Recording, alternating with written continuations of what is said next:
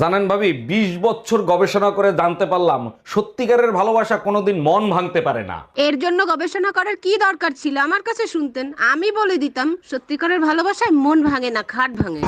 দেখেছি কতবার, কথা হয়নি কখনো, তবুও কেন জানি আপন বউয়ের মতো লাগে। বলেন কি তাই নাকি? পিছে তাকিয়ে দেখেন আপনার শনি দাঁড়িয়ে আছে। আজ তোরে কেউ বাঁচাতে পারবে না। এবার জোরে চিল্লাই বল, কিসের মতো লাগে? আপন বোনের মতো লাগে। মনে থাকে জানি।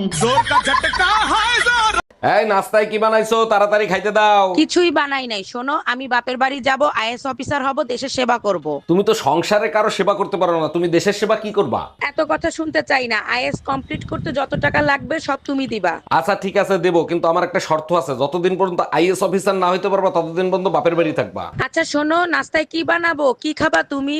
আরে ভাইজান, কি হইছে? কান্তিছেন কেন? আর ভাবি বললেন না, গতকালকের রাতের ঝড়ে বউ তো সে মারা গেছে। 6 মাস আগে না আপনি চায়না থেকে বিয়ে করে আনছেন? অনেক আদরের চাইনিজ বউ ছিল আমার। কষ্ট নিয়েন না, চায়না মাল 6 মাসের বেশি টেকে না।